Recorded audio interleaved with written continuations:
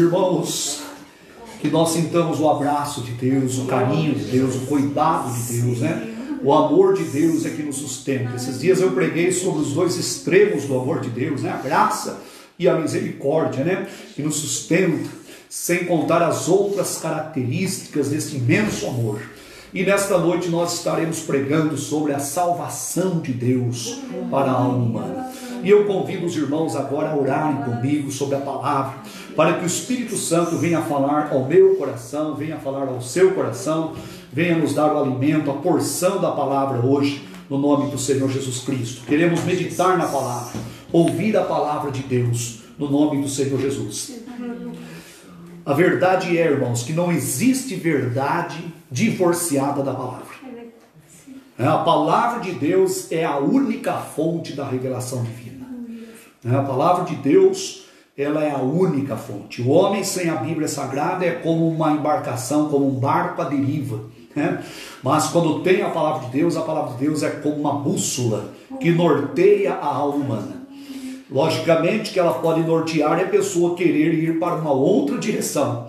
Mas a verdade é que, tendo conhecimento da palavra de Deus, os seres humanos sabem aonde encontrar a solução.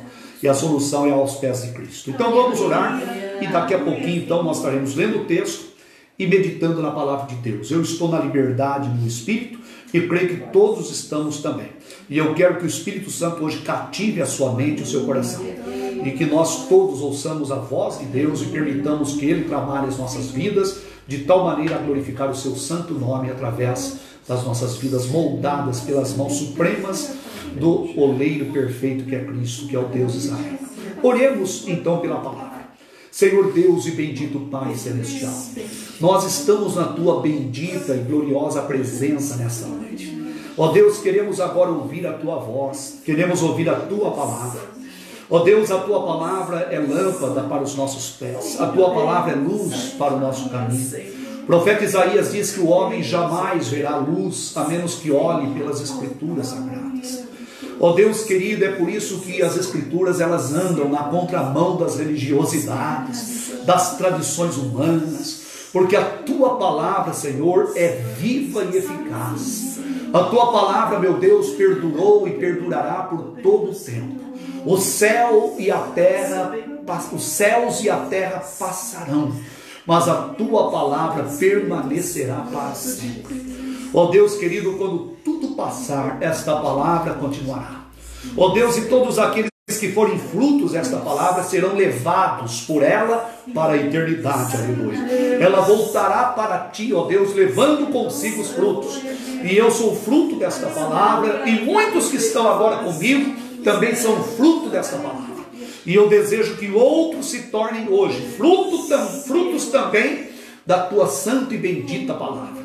Dá-me intrepidez para pregar, dá-me sabedoria, dá-me a calma necessária, dá-me a unção, a percepção necessária. Tu sabes que sem Ti nada sou, sem Ti nada posso fazer. Oh Deus querido, unge os meus olhos agora, unge os meus lábios agora, unge os meus ouvidos agora, unja a minha mente agora.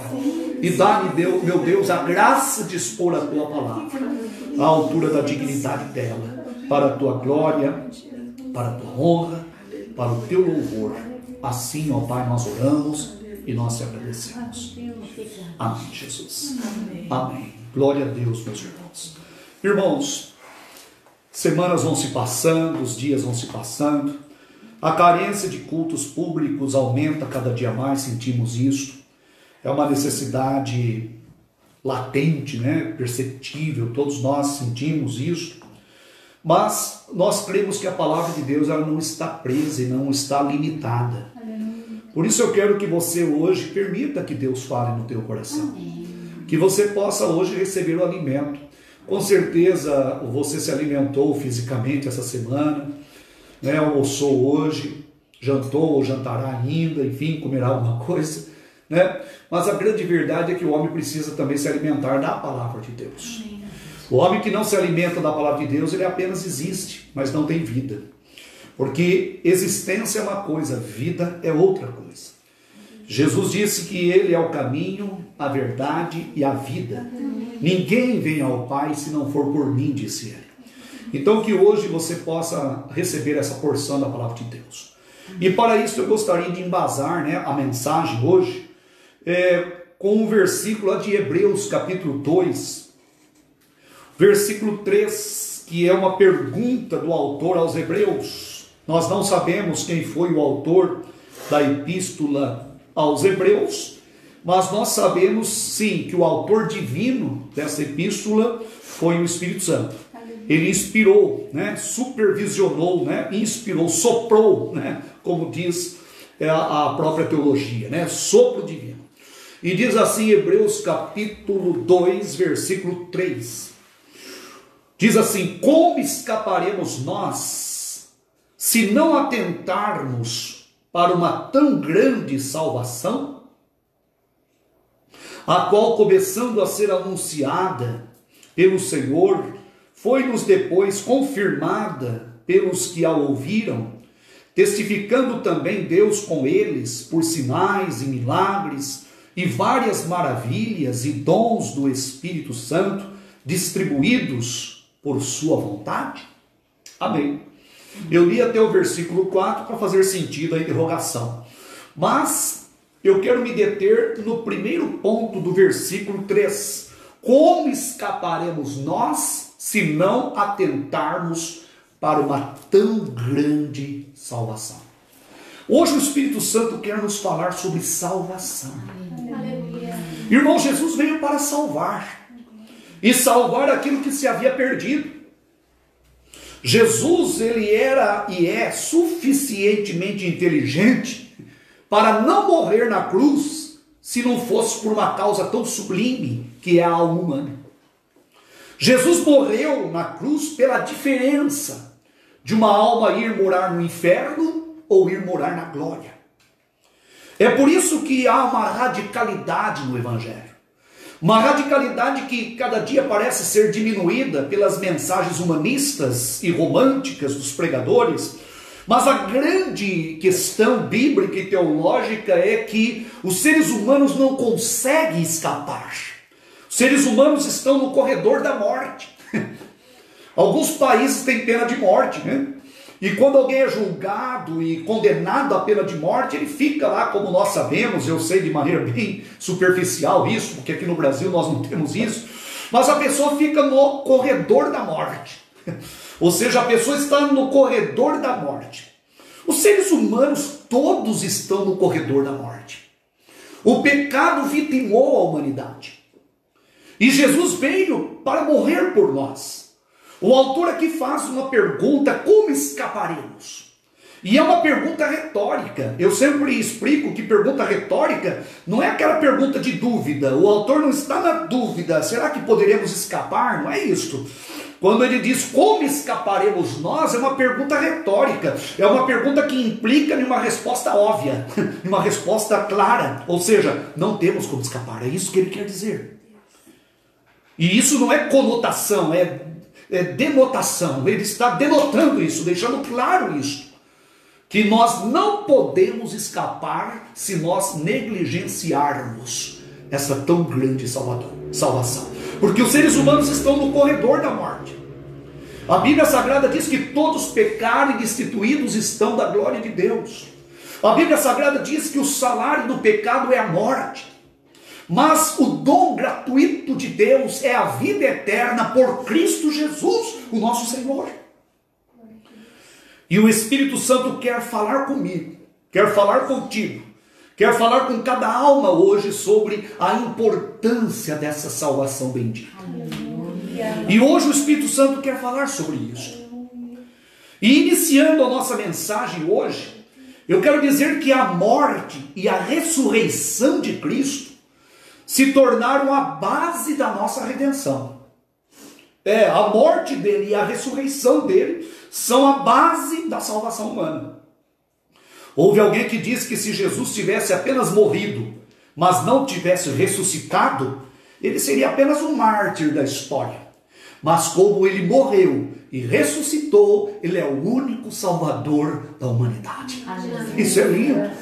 Isso é teologia pura. Ele é o único que ressuscitou dentre os mortos. A sua morte e a sua ressurreição são a base da redenção humana. E a palavra redenção significa reaver mediante o pagamento de um preço de resgate. É isso que é a redenção. Ele pagou o preço para resgatar a alma humana.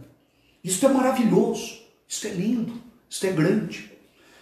Por isso que o autor pergunta como escaparemos nós, que implica numa resposta óbvia, ou seja, não há como seres humanos escaparem, porque todos estão no corredor da morte.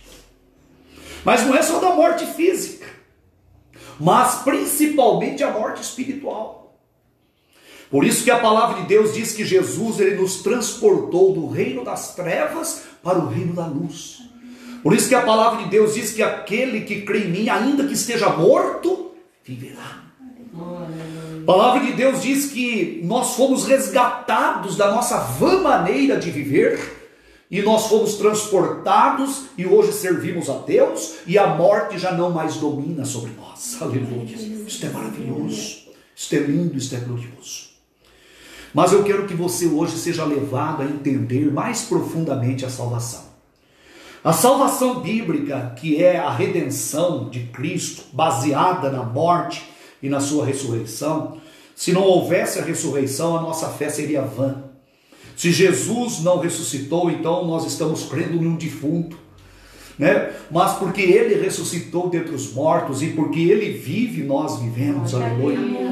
E porque ele vive e entrou na presença de Deus, o autor aos Hebreus diz que ele foi o precursor. Precursor é aquele que entra antes, que chega de antes, preparando o caminho para outros. Nós também estaremos na presença de Deus, porque nós fomos reconciliados com Deus através da morte expiatória do nosso Senhor e Salvador Jesus Cristo. Jesus não morreria se não fosse gigantesca, se não fosse radical a diferença. Não adianta querer abraçar um evangelho que não seja radical. O evangelho é radical. O evangelho exige que o velho homem morra, e isso é radical, e que surja uma nova vida. A palavra de Deus diz que se com ele nós morremos e fomos sepultados na semelhança do seu batismo na morte, para que nós ressurjamos também para uma novidade de vida. Isso é explicitado na palavra de Deus, é claro na palavra de Deus. E isso é algo maravilhoso, miraculoso e glorioso. Mas para nós entendermos a salvação é muito ampla, muito grande. A palavra salvação é muito extensa, muito grande. Mas eu quero, para nós entendermos bem a respeito da salvação, é necessário nós entendermos o impacto desastroso, terrível e violento do pecado na humanidade. O pecado, irmãos, o pecado, ele fincou na humanidade, ele fincou 4 terríveis pilares. Eu chamo de os pilares do pecado na humanidade. Alguém diria, mas pilar é para cima, pastor, mas tem que ter a base, né? E esses pilares, eles foram tão fincados e tão terrivelmente fincados, que os seus efeitos foram desastrosos. Os pilares do pecado eu quero falar agora. São 4 grandes e terríveis pilares do pecado. Falando desses 4 pilares, nós vamos entender um pouco mais desta tão grande salvação que Jesus nos diz. Nós vamos entender o porquê que nós precisamos ser resgatados, precisávamos ser resgatados, fomos resgatados. E por que muitos hoje ainda não foram resgatados, mas poderão ser resgatados nesta noite, ouvindo esta palavra. Porque a palavra de Deus não volta vazia, e você precisa dela. Você pode se jactanciar, se orgulhar, se ensoberbecer, bater no seu peito, se fiar, né? Fiar-se na sua própria justiça, mas a grande verdade é que você precisa dessa tão grande salvação. E só Jesus pode salvar a tua alma. Só Jesus pode garantir uma eternidade com Deus. Só Jesus, porque você está no corredor da morte. O homem sem Deus é um réu. Tem um hino que diz que o homem sem Deus é um réu. O homem sem Deus, ele vive a pecar, ele vive na escuridão, nas trevas. E nós todos estávamos no corredor da morte, Mas agora nós estamos no caminho da vida, que é Cristo. Ele é o caminho, aleluia. Nós optamos por entrar pela porta estreita, e a porta é Jesus, aleluia. E nós estamos andando pela senda da justiça, o caminho estreito da justiça, aleluia. Quem quiser vir após mim, negue-se a si mesmo, tome a sua cruz e siga-me, aleluia. Nós outrora estávamos no corredor da morte, mas hoje nós estamos no caminho que é Jesus Cristo, nosso Senhor e Salvador, aleluia. A morte não tem mais domínio sobre nós, porque nós não estamos mais no corredor da morte, mas a humanidade está. E a Bíblia diz que a boca do inferno não cessa de colher as almas diariamente. Há uma estatística, talvez, se eu estiver errado, estou errado para menos, não para mais, mas há uma estatística que diz que cada 3 segundos uma alma morre no planeta Terra. Contamos 1, 2, 3, um ser humano morreu. 4, 5, 6, mais um ser humano morreu. Isso para ser conservador, né? Porque provavelmente seja mais esse número, porque a humanidade está se expandindo em população. A grande verdade é que Jesus intercepta a vida de um ser humano, tira ele do corredor da morte e coloca ele nele mesmo. Ele firma os passos da pessoa, ele dá uma nova natureza para a pessoa, ele entra no coração da pessoa, ele faz morada ali dentro, ele regenera o coração do homem, ele salva o homem, ele traz a paz inefável no coração do homem, e o homem será uma nova criatura, aleluia. Isso é maravilhoso e glorioso, esta é a essência do Evangelho. Pregar evangelho sem pregar isso não é pregar evangelho. Tirar isso é tirar o âmago do evangelho. Tirar isso é tirar o coração do evangelho. Tirar isso é tirar a base do evangelho, é tirar tudo do evangelho. Mas existem 4 terríveis pilares que o pecado fincou na humanidade. O primeiro grande e terrível pilar é o pilar da culpa. O pecado trouxe a culpa. O homem é culpado diante de Deus. A palavra de Deus diz que não há um justo sequer, mas todos se tornaram extraviados, conforme diz Isaías, cada um se desviava para o seu próprio caminho. Os seres humanos criaram os seus próprios caminhos, cada um seguiu o seu próprio caminho.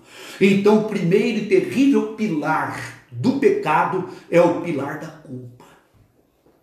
O segundo grande e terrível pilar, fincado pelo pecado, nas entranhas do coração do homem, nas entranhas do coração da humanidade, é o pilar da morte. A morte entrou na humanidade. E não só a morte física, mas a morte espiritual. A morte que impossibilita o homem de adorar e de servir a Deus. Por isso que eu sempre ensino que a pessoa pode existir, mas não tem vida, porque ela está morta.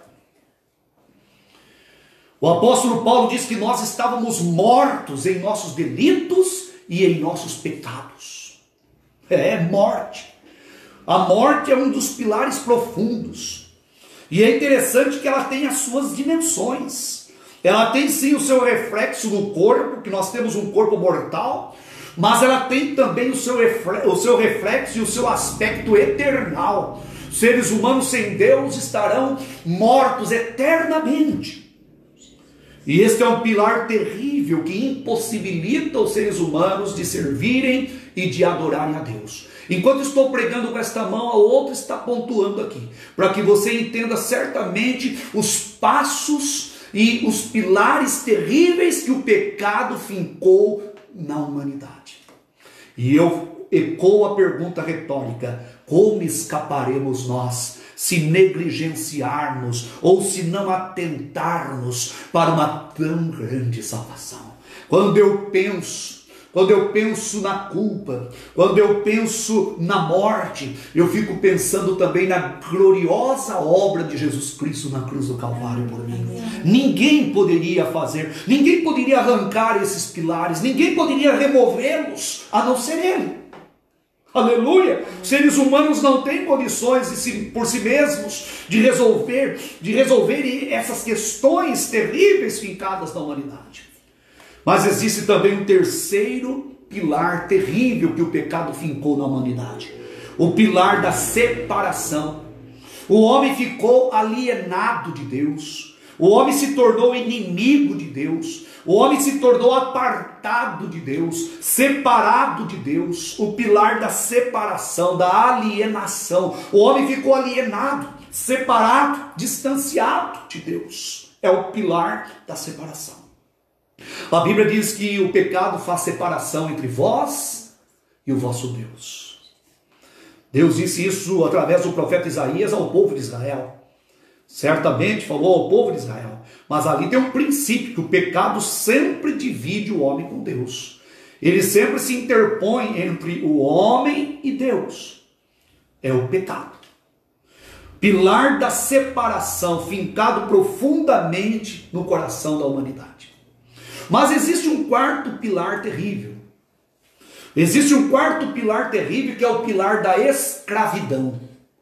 O homem se tornou, através do pecado, ele se tornou escravo da sua natureza pecaminosa.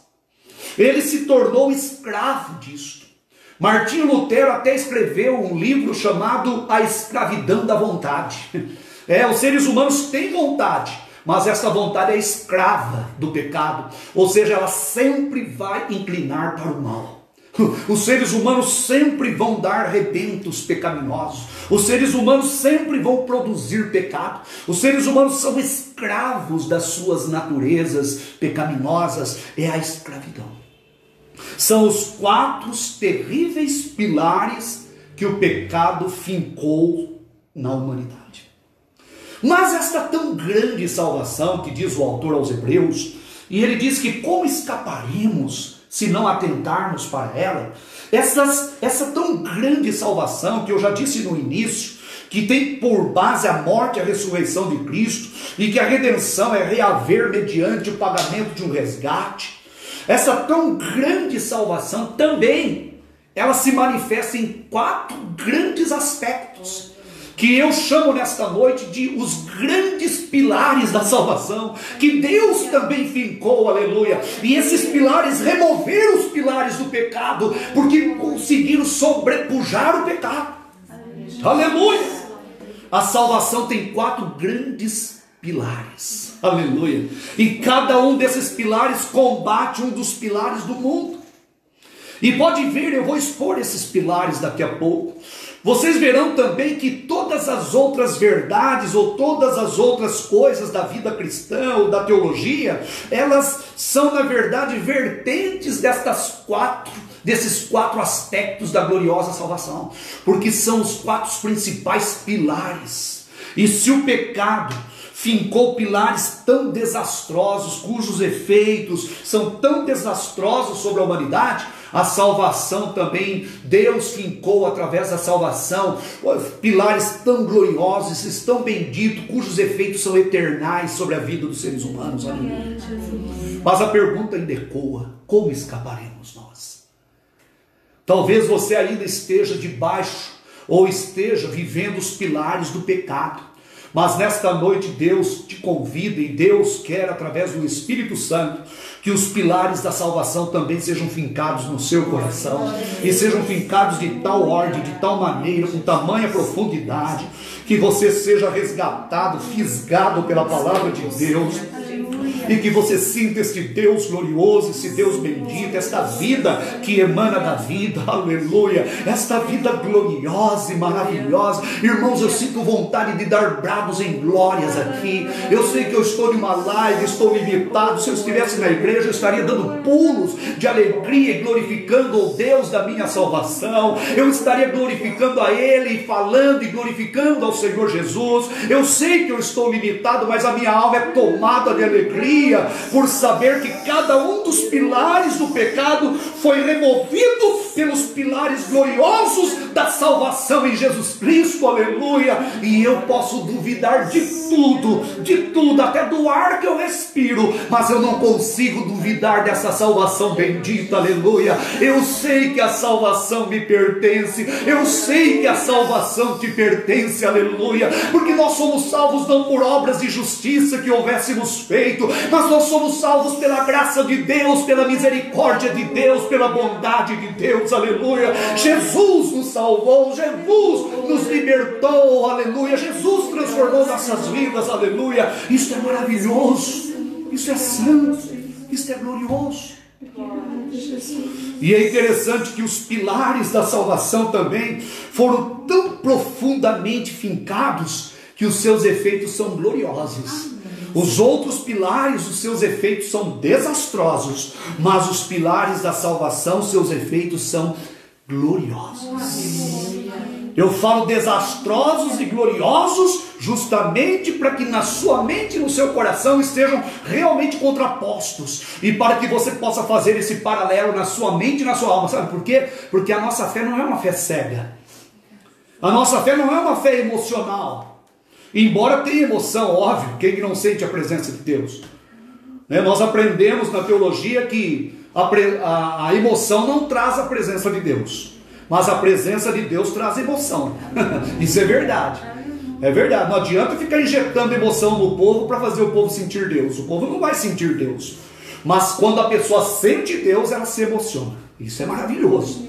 Quando Deus habita, quando Deus opera, quando Deus age. É por isso que é comum no meio do louvor o povo chorar, glorificar a Deus, né, prorromper em línguas, glorificar a Deus, exaltar a Deus. É por isso que é maravilhoso os nossos olhos muitas vezes se encherem de lágrimas mediante uma pregação, porque o Espírito Santo vai trabalhando nossas vidas e nós vamos sentindo Deus, e à medida que nós sentimos Deus, a nossa alma se rejubila, o nosso espírito se alegra, e até o nosso corpo sente o impacto da presença de Deus, aleluia, porque todo o nosso ser é envolvido, todo o nosso ser é tomado pela presença augusta, gloriosa e bendita do nosso Deus. E quando nós ouvimos palavras inauditas, palavras benditas, inefáveis, vindas do trono de Deus através da pregação, a nossa alma sabe identificar, aleluia, a nossa alma sabe que vem do Criador, a nossa alma consegue, ela tem filtro e ela consegue entender que é Deus que está falando conosco naquele momento, aleluia.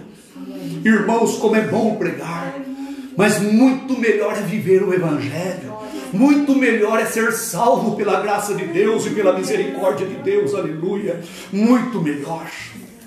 Para cada um dos pilares, a salvação traz um pilar profundo e maravilhoso. Sabia que nós estamos nas profundezas de Deus, nós estamos mergulhados nas misericórdias infinitas do Deus Todo-Poderoso, nas misericórdias e na graça infinita do Deus de Abraão, do Deus de Isaac, do Deus de Jacó, do Deus que um dia se fez carne e habitou entre nós, o Jeová que um dia se encarnou, o Adonai que um dia se tornou carne e habitou entre nós, porque Jesus não é um ser inferior, Jesus não é um Deus de segunda categoria, até porque nós não somos politeístas, nós somos monoteístas, nós cremos em um único Deus, aleluia, e nós cremos que esse Deus, ele subsiste em três pessoas, o Pai, o Filho e o Espírito Santo, e isso é o mistério da divindade, e nós cremos nisso não porque a nossa mente consegue aquilatar isto. Se ela conseguisse aquilatar isto, nós conseguiríamos explicar o próprio Deus, mas a nossa mente ainda é limitada para entender tudo isto, mas nós cremos nisto por revelação. A palavra de Deus revela este Deus trino, a palavra de Deus revela que Deus é Deus Pai, que Deus é Deus Filho e que Deus é Deus Espírito Santo, aleluia. Jesus disse, batizando-os em nome do Pai, do Filho e do Espírito Santo. Os apóstolos impetravam a bênção apostólica, dizendo que a graça do nosso Senhor e Salvador Jesus Cristo, o amor do Deus Pai e as consolações do Espírito Santo seja com todos vós, amém, aleluia. A palavra de Deus mostra sobejamente este Deus trino, este Deus bendito, este Deus glorioso, aleluia. Os grandes pilares da salvação. Agora que é a parte melhor da mensagem, porque falar dos pilares do pecado é algo terrível. Falar que o pecado fincou pilares profundos na humanidade é uma verdade. Você sabia que o pecado é latente? Você imagina uma coisa fica pulsando, sabe? Tipo uma, que eu posso dizer aqui, tipo uma inflamação, uma dor, né? O pecado todo dia está assim, ó, o pecado na humanidade. Sabia? Todos os dias, Milhares de pessoas morrem. Todos os dias tem pessoas invocando demônios no planeta Terra. Todos os dias tem homicídios no planeta Terra. Todos os dias tem suicídio no planeta Terra. Todos os dias tem pessoas se prostrando diante de imagem de escultura. Sabe aquilo que está escrito lá no Salmo 115? Aquelas imagens que tem olhos, né? Tem olho, mas não vê. Tem ouvidos, mas não ouvem. Tem mãos, mas não apalpam. Tem pés, mas não andam. Obras feitas pelas mãos dos homens. E lá no Salmo 115 está escrito: tornem-se semelhantes a elas, aqueles que as fazem. As pessoas ficam iguais às imagens de escultura, ou seja, tem olhos, mas não veem Deus, tem mãos, mas não apalpam a bênção de Deus, tem pés, mas não andam no caminho que é o Senhor Jesus Cristo. Todos os dias tem pessoas idolatrando, todos os dias tem pessoas se drogando, todos os dias tem pessoas mergulhadas no materialismo, todos os dias tem pessoas vazias no planeta Terra, e é impressionante como os seres humanos são vazios. Sabe por quê? Porque só Deus pode preencher o coração do homem. Nada preenche o coração do homem. Não é a sexualidade que traz felicidade para um homem, para uma mulher. Não são as riquezas ou o dinheiro. Eu costumo sempre dizer que se o dinheiro preenchesse o coração dos seres humanos, não haveria suicídio entre os ricos. Não é verdade? Os ricos não iriam se suicidar. A grande verdade é que os seres humanos precisam de um Deus, o Deus revelado nas Escrituras. Os seres humanos precisam que os pilares do pecado sejam removidos e que os pilares da salvação sejam profundamente colocados, fincados no coração deles. Isso é maravilhoso, isso é santo, isso é glorioso. Mas você está perguntando: pastor, o senhor não vai falar sobre os pilares? Vou falar sobre os pilares. O primeiro grande pilar da salvação é justamente para resolver o problema do pilar da culpa. Sabe qual foi o grande pilar da salvação para resolver o problema da culpa? É o pilar da justificação. O primeiro grande aspecto da salvação é a justificação. A palavra de Deus diz que Deus nos justificou pelo sangue do Senhor Jesus Cristo. Em Romanos capítulo 13 está escrito que Deus em Cristo, Ele foi justo e justificador ao mesmo tempo. Isso é maravilhoso. Então a justificação foi a solução que Deus deu para a culpa. Pode ver, a pessoa que é culpada, que está com o pilar da culpa, só a justificação é que pode realmente substituir esse pilar. Então o primeiro grande aspecto da salvação é a justificação. Quando alguém fala em salvação, entende-se que a pessoa foi justificada diante de Deus, foi justificada pelo sangue do Senhor Jesus. Mas existe o pilar da morte. E a morte, ela impossibilita os seres humanos de servirem e de adorarem a Deus. Então a salvação, ela vem com outro pilar. Qual é a solução para a morte? É o pilar da regeneração, que é o segundo aspecto da salvação. Quando uma pessoa é salva, ela é justificada por Deus para resolver a culpa, e ela é regenerada para resolver o problema da morte. Ela é gerada de novo. Jesus disse para Nicodemos, Nicodemos era mestre em Israel, era religioso. Aliás, parece que os religiosos tendem a quantidade de religiosos que se convertem é menor do que de drogados, de outros. Sabe por quê? Porque os religiosos eles ficam anestesiados, eles não sentem a necessidade de médico. Jesus certa feita disse que os sãos não precisam de médicos. É verdade. Jesus, na verdade, ele zomba, né? Não estava dizendo que os fariseus, que os religiosos eram sãos. Não estava dizendo isso. Mas ele estava dizendo o quê? Que aquele que se considera são não vai ao médico. Não é verdade? A pessoa, quando vai ao médico, ela vai ao médico porque ela tem ou imagina ter algum problema. Eu sempre até faço um humor um pouco em cima disso, né? Que ninguém paga uma consulta, paga um dinheirão lá para fazer uma consulta, chega lá no consultório médico e o médico pergunta: e daí? O que está acontecendo? Em que posso te ajudar? Daí a pessoa fala assim: doutor, eu vim aqui para dizer para o senhor que eu não tenho nada. Eu estou saudável, não estou sentindo nada. É assim que acontece? Se acontecer isso, o médico fala: você já está com algum problema assim, vai internar você. Porque quando a pessoa vai ao médico, ela pressupõe, ela imagina ter algum problema. Pode até não ter, mas ela imagina ter. Está sentindo, está tendo algum sintoma. Está algum sentido no corpo. E Jesus disse que os sãos, eles não precisam de médico, mas os doentes precisam de médicos. E é interessante que prostitutas foram salvas na época de Jesus. Endemoniados foram salvos. Endemoniados foram salvos. O endemoniado gadareno foi salvo. E muitos religiosos foram para o inferno. Sabe por quê? Porque eles tropeçaram na pedra que é Cristo. Eles rejeitaram a tão grande salvação. Porque eles estavam fiados, apoiados. O que fiançava eles, era a justiça deles mesmos. E essa fiança não vale diante de Deus. Porque nós só somos fiançados legitimamente pela fiança de Cristo, pelos créditos de Cristo, pela justiça de Cristo. Então, Jesus disse para Nicodemos. Nicodemos era um desses, quase que foi para o inferno. Quase. Nicodemos não foi para o inferno, mas quase que foi. Porque ele era religioso, João capítulo 3. Ele era religioso, andava batinado e tal. E a Bíblia diz que ele foi ter com Jesus à noite. A Bíblia não diz por que ele foi ter à noite. Mas eu imagino, como muitos teólogos imaginam, e é razoável imaginar, né? Embora não podemos afirmar, mas eu imagino que ele foi ter com Jesus à noite porque o status dele não permitia ele ir durante o dia, né? Imagine só as pessoas vendo eu durante o dia, né? Eu, um rabino, um mestre, um religioso, procurando um judeuzinho de 30 e poucos anos, um galileu. Acho que vai ser meio... O status... Tem muitas pessoas que por causa do status não conseguem nem entrar dentro de uma igreja, sabia? Tem pessoas que é assim, o orgulho dela não permite. Ela está fiada nela mesma.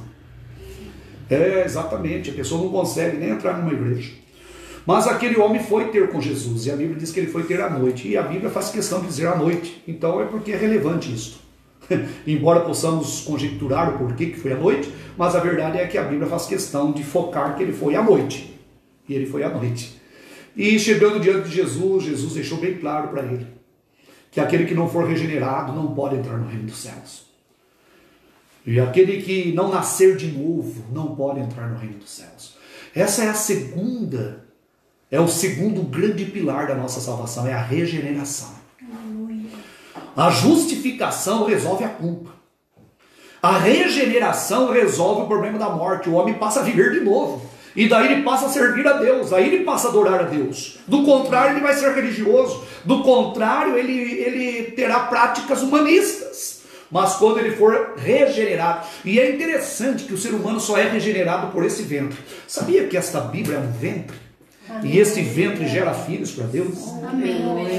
Esse ventre gera filhos para Deus. A pessoa é mergulhada aqui e aqui ela vai sendo assim, vai ter tipo uma gestação. Vai ter uma gestação.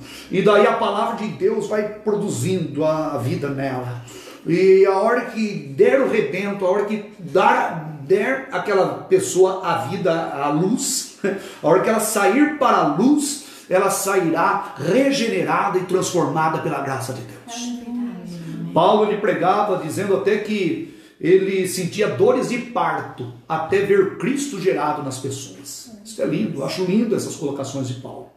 Então, o problema da morte foi resolvido através da regeneração. A regeneração é um dos grandes pilares da salvação. Nós fomos justificados e nós fomos regenerados. Gerados de novo. O apóstolo Pedro até escreve dizendo que nós fomos gerados não da semente corruptível, ou seja, não da semente do nosso pai, como da primeira vez. Mas nós fomos regenerados pela palavra de Deus, que é a semente incorruptível. Esta palavra, ela é incorruptível. Aleluia. Ela gera filhos para Deus. Pastor, não fui gerado por ela ainda. Então você não pode entrar no reino dos céus. Então o pilar da morte ainda é realidade na sua vida. Mas Jesus justifica o pecador. Jesus regenera o pecador. E o pilar da separação? O homem foi separado. É um dos terríveis pilares do pecado. Alienação, separado de Deus. Qual foi a solução? A solução foi o terceiro grande, poderoso e profundo pilar da nossa salvação, que é a adoção. Nós fomos adotados na família de Deus. Interessante isso. A adoção é um dos aspectos da salvação. Justificação, regeneração e adoção. Tem pessoas que nem sabem disso.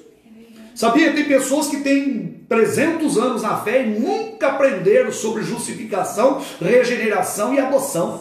Mas nem na escolinha dominical não aprenderam isso. E isto, na verdade, que eu estou pregando, eu estou dizendo que são pilares profundos. Mas isto é o beabá da fé cristã.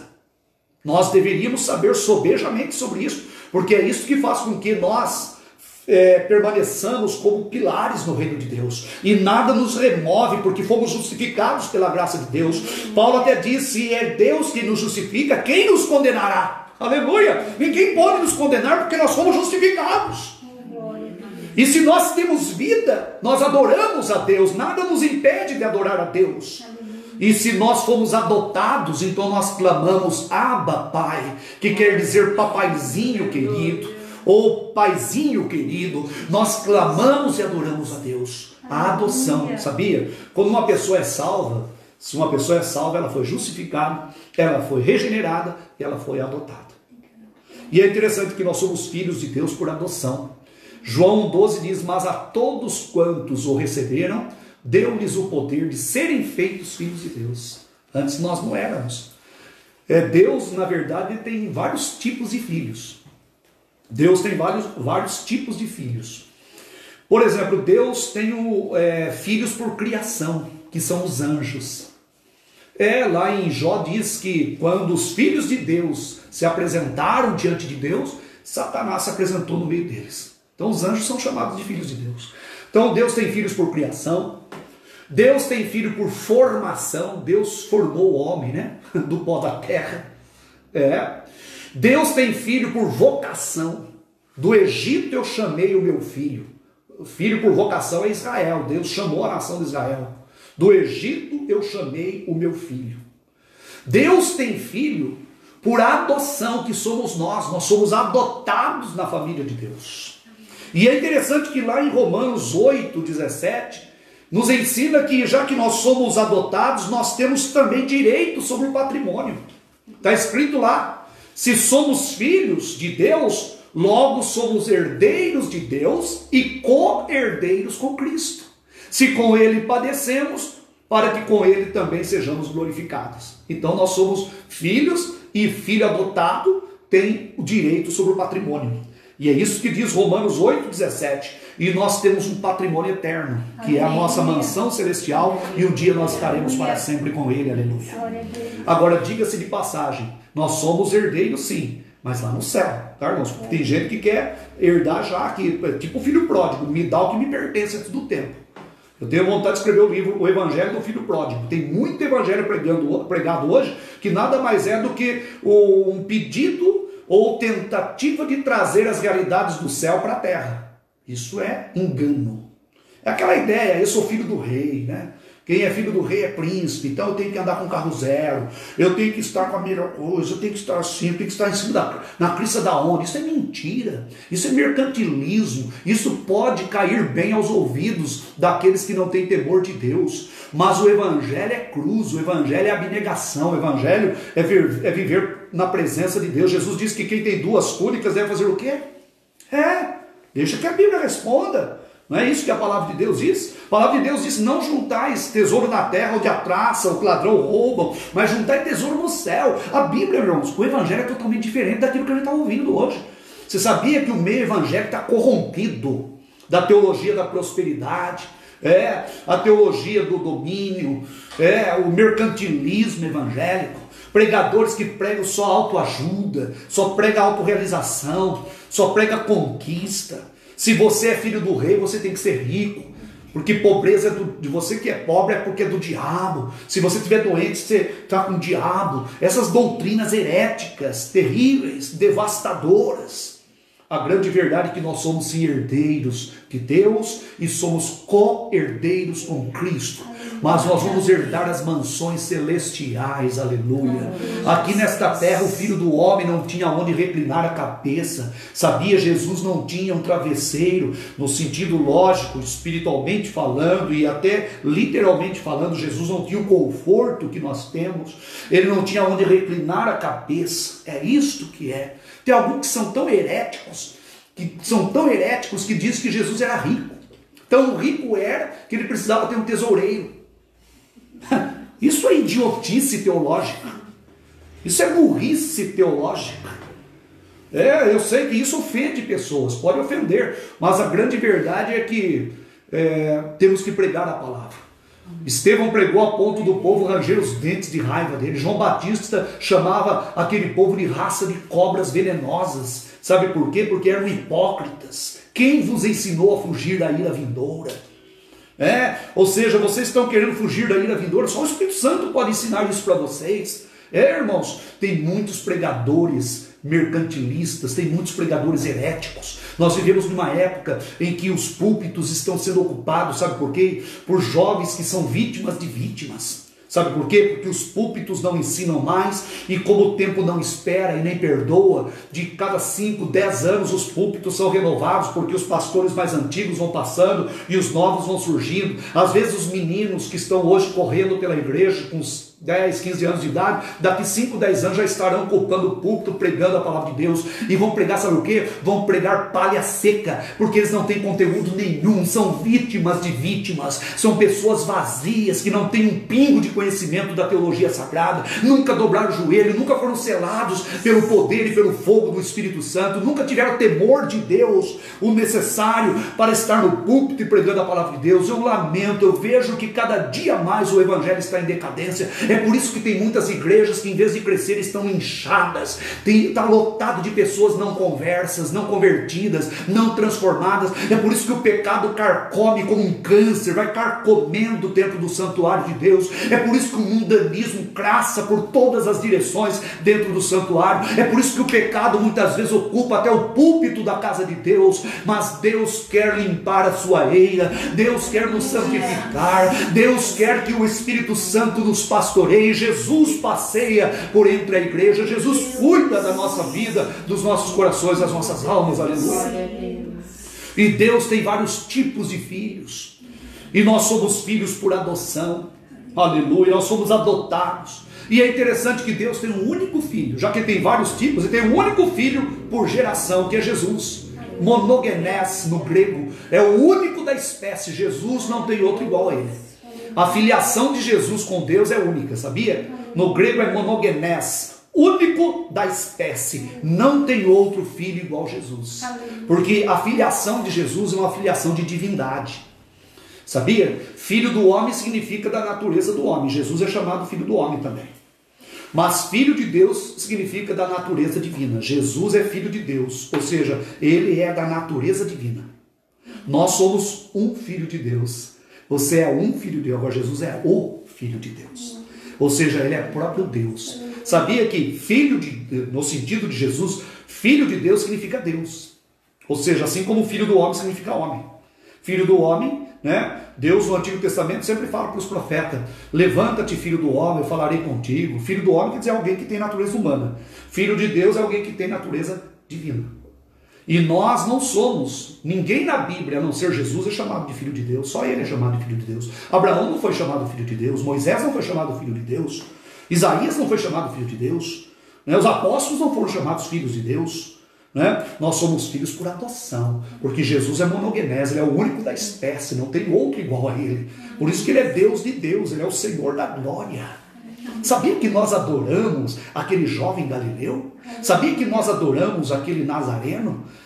Aquele jovem nazareno que estava tabernaculado no corpo humano, mas que é o Senhor Todo-Poderoso e Eterno, que se revelou a João na ilha de Patmos, na prisão na ilha de Patmos. Ele se revelou e trouxe à luz tudo que estava oculto, ou seja, todo o Apocalipse para João. Mas eu vou voltar para o texto para terminar. Existe um quarto e poderoso pilar da salvação humana. Cada um deles combate um dos pilares. Então, recapitulando, a justificação resolve o problema da culpa. A regeneração resolve o problema da morte.